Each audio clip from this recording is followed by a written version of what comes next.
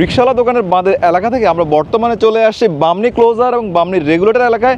এদের বর্তমান চিত্র এবং বর্তমান অবস্থা আপনাদেরকে দেখানোর চেষ্টা করবো, আসেন। নোয়াখালী জেলার কোম্পানীগঞ্জ উপজেলার চরফকিরা ইউনিয়নের চর কচ্ছফিয়া গ্রামে তৈরি করা হয়েছে 19 ফুট বিশিষ্ট এই রেগুলেটরটি, যেইটাকে অনেকে আবার চর কচ্ছফিয়া রেগুলেটর এবং এই বাঁধকে চর কচ্ছফিয়া রেগুলেটর বাঁধ হিসাবে চেনেন। যদিও এই রেগুলেটরটি নির্মাণ করা হয়েছিল আরও বেশ কয়েক বছর আগে, তবে বাঁধ নির্মাণ না করায় রেগুলেটরটি চালু করা যায়নি, যার কারণে বর্তমানে এই বাঁধটি নির্মাণ করা হচ্ছে। এটাই হচ্ছে সেই বামনী ক্লোজার। দেখেন, আমরা দেখতে পাচ্ছি এখানে কিন্তু বেশ কিছু জিও ব্যাগ ফেলে উপরে কিন্তু মাটি দিয়ে একটা রাস্তা কিন্তু অলরেডি তৈরি করা হয়েছে।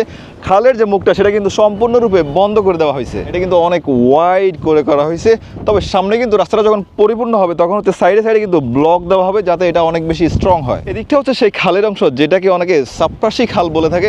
নোয়াখালী খাল হয়ে সাপ্রাসি খাল হয়ে পানিগুলো হচ্ছে রেগুলেটর দিয়ে বামনী নদী হয়ে কিন্তু আবার বঙ্গোপসাগরে নেমে যাবে। আমরা এই বাঁধের একেবারে শেষে অবস্থান করতেছি। দেখেন এখানে কিন্তু বাঁধ মোটামুটি নির্মাণ হয়ে গেছে।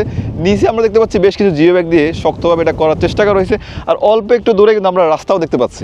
এই বামনী ক্লোজারটি যে শুধুমাত্র জলবদ্ধতা নিরসনের জন্য করা হয়েছে ব্যাপারটা কিন্তু এমন নয়। এই দুই অঞ্চলের মানুষেরা কিন্তু একটা চলাচলের ব্যবস্থা হয়েছে এই বাঁধ নির্মাণের ফলে। স্থানীয় কৃষি এবং অর্থনৈতিক উন্নয়নের জন্য এই বাঁধটি খুবই গুরুত্বপূর্ণ ভূমিকা পালন করবে।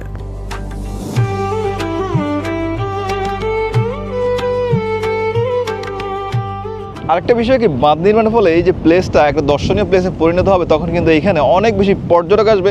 এখানকার যে প্রাকৃতিক সৌন্দর্য সেটা কিন্তু খুব ভালোভাবে উপভোগ করতে পারবে। যদিও এই চর কচ্ছফিয়া নোয়াখালীর জনপ্রিয় একটা প্লেস, দেশের নানা প্রান্ত থেকে এখানে মানুষ ঘুরতে আসে, তবে বাঁধ নির্মাণ শেষ হলে আরও অনেক বেশি পর্যটক এখানে বৃদ্ধি পাবে। আমরা এখানে দেখতে পাচ্ছি রেগুলেটরের বেশ কিছু গেটের আংশিক খোলা আছে, যার কারণে হচ্ছে জোয়ার পানি কিন্তু প্রবেশ করতেছে। তবে ভাই, এটা যখন পুরোপুরি কমপ্লিট করা হবে তখন কিন্তু এগুলো সবগুলোই বন্ধ করে দেওয়া হবে, জোয়ার পানি কিন্তু প্রবেশ করতে পারবে না। আর এদিক থেকে হচ্ছে বন্যার পানি কিংবা বৃষ্টির পানি নিয়ন্ত্রণ করা হবে। মুসাপুর এবং মুহুরী প্রজেক্টের মতো এখানে আমরা দেখতে পাচ্ছি কিন্তু বেশ কিছু মানুষজন মাছ ধরতেছে। দেখেন ওই যে দূরে বেশ কিছু এসকেভেটর দেখতে পাচ্ছি, যেগুলো দিয়ে হচ্ছে মূলত এই যে খালের মুখটা আরও কিন্তু প্রশস্ত করা হচ্ছে। ভিডিওটি ভালো লাগলে শেয়ার করে দিতে পারেন, পেজ হলে ফলো করে রাখুন, চ্যানেল হলে সাবস্ক্রাইব করে রাখুন। বিদায় নিচ্ছি, আসসালামু আলাইকুম রহমতুল্লাহ।